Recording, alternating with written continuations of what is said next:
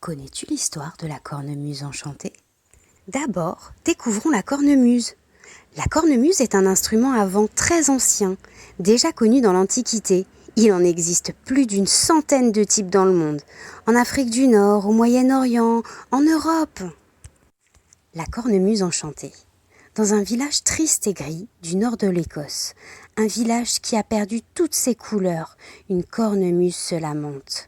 Elle est accrochée au mur du salon, en guise de décoration. Quel triste sort que le mien! Quelle injustice finir ainsi! Quel cafard! Moi qui étais la reine du bal du dimanche soir. Rien ne la réjouit. Les jours, les mois passent, et c'est du gris et du gris. Un monde en noir et blanc, ce n'est pas réjouissant. Un jour, une petite fille entre dans le salon. Elle s'appelle Jenna et vient passer ses vacances chez sa grand-mère. Pimpante et gaie, elle sautille partout. La cornemuse a le tournis. Jenna la fixe, intriguée. En voilà un drôle de sac avec ses tuyaux, ses trucs, ses trics et ses trocs. Mais t'es qui, toi? Tu sers à quoi? Mais t'es un pot de fleurs? La cornemuse proteste. Un peu de respect, voyons, je suis une cornemuse. Va vérifier dans ton dictionnaire. Et si tu veux tout savoir, j'appartenais à ton grand-père, Big Papi. On faisait danser le village le dimanche. Ça énervait le maire, Monsieur Patrognon. Il a interdit le bal. Le village est devenu tout triste. C'est pour ça que les gens ont la bouche à l'envers, les bras croisés et qu'ils secouent la tête en disant non, non et non. Eh oui, on ne peut pas vivre sans musique. On est comme un zèbre qui a perdu ses rayures et cherche son pyjama. La cornemuse donne un petit coup de tuyau sur le nez de Jenna. « Ami ?» ?»« Ami, dit Jenna. Le lendemain matin, la cornemuse demande à Jenna d'ouvrir grand les fenêtres du salon. « Tu vas voir ce que tu vas voir. » Jenna se lève et fait entrer un long courant d'air frais. La cornemuse l'aspire. Sa poche gonfle. On dirait un coussin bien dodu. Jenna appuie dessus.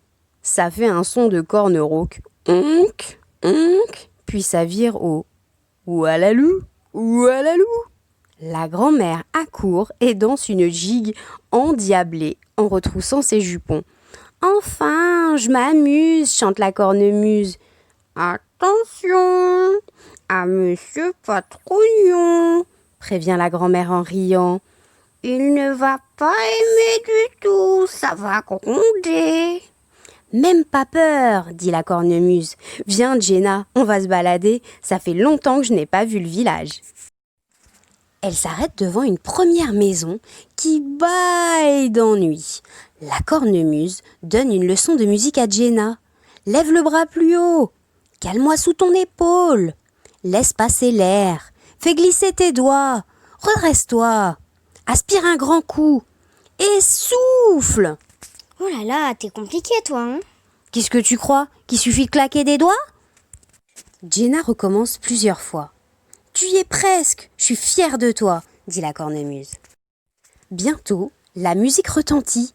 Une petite fleur guillerette s'ouvre sur le gazon. Puis une autre et une autre. L'herbe reverdit. Un oiseau perché sur une branche ouvre un large bec et siffle. Un autre lui répond. Et la maison rosit de plaisir. On a réussi, t'es la plus forte, Madame Cornemuse.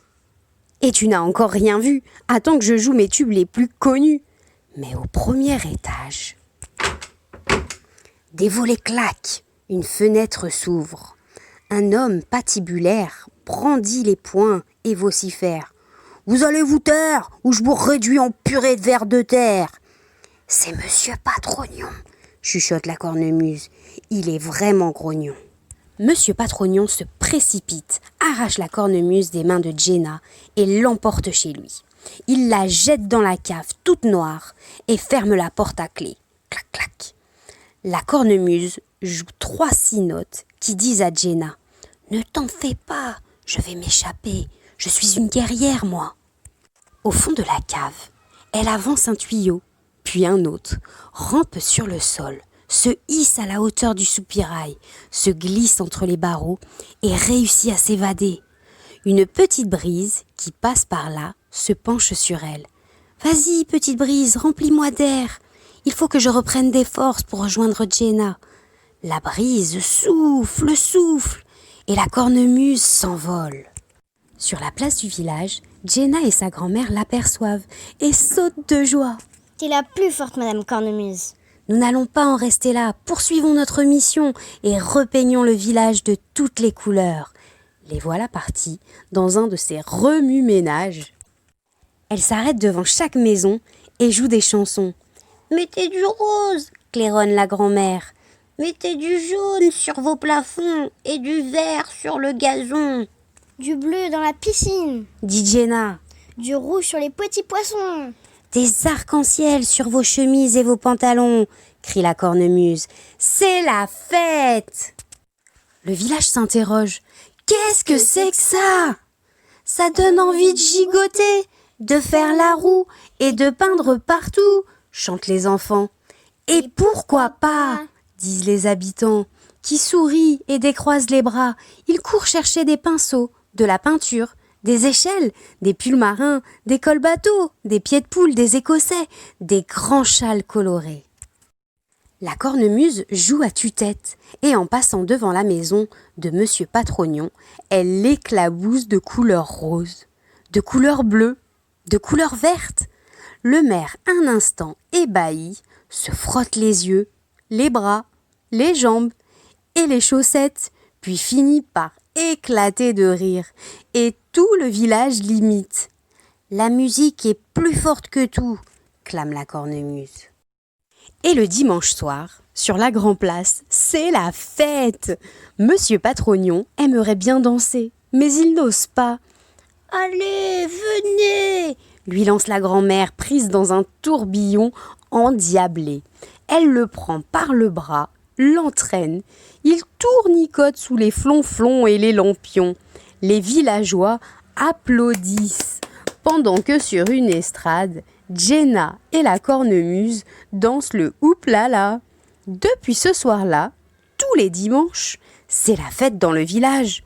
Le lundi, le mardi, le mercredi, le jeudi, le vendredi aussi.